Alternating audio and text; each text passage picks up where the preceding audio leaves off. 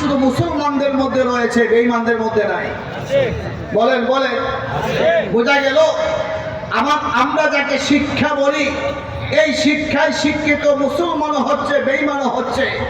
কিন্তু প্রকৃত শিক্ষা যেটা, এটা বেঈমানরা শিখবে না, শুধু মুসলমান শিখবে। কথা বলে ঠিক কিনা? কারণ মুসলমান নৈতিক চরিত্র সুন্দর করতে চায়, মুসলমান মিথ্যা কথা বলতে চায় না, মুসলমান দাঁড়িয়ে প্রস্তাব করতে চায় না। মুসলমান যদি শিক্ষিত হয়, সে সুদ খাবে না, সে ঘুষ খাবে না, সে মদ পান করবে না। তার নৈতিক চরিত্র সুন্দর হবে, তার আখলাক নবীওয়ালা আখলাক হবে, তার চরিত্র নবীওয়ালা চরিত্র হবে।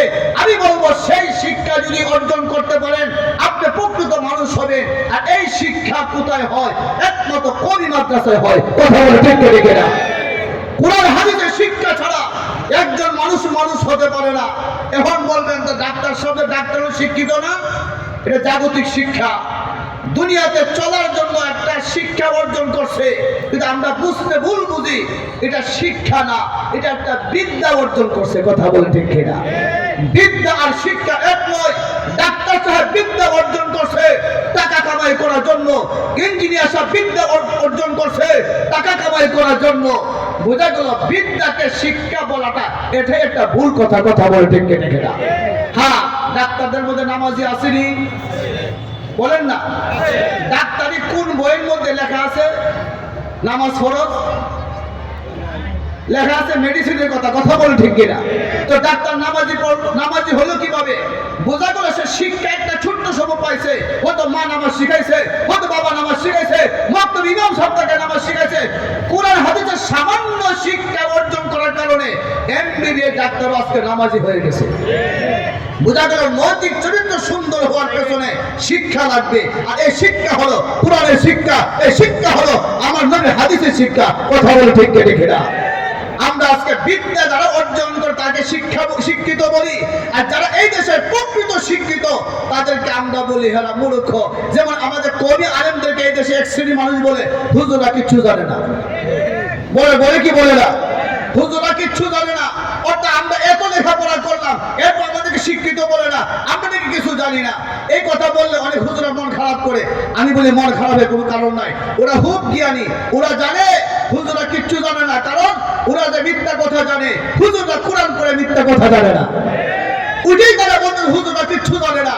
ওরা সুদ খাইতে পারে, আলেমরা সুদ খাইতে পারে না। ওরা ঘুষ খাইতে পারে, আলেম ঘুষ খাইতে পারে না। আপনার কাছে আমার জিজ্ঞাসা, আপনাদের এলাকাতে ডাব গাছের ডাব চুরি করে এমন সুর মনে হয় নাই? বলেন বলেন, তো চুরি করে একটা বিদ্যা নেই? বোঝেন নাই মনে হয়? সে একটা বিদ্যা শিখছে কিভাবে ডাব চুরি করবে। এখন এই ডাব চুরি কেউ শিক্ষিত বলেন? তো বিদ্যা অর্জন করে শিক্ষিত বলবেন কেন?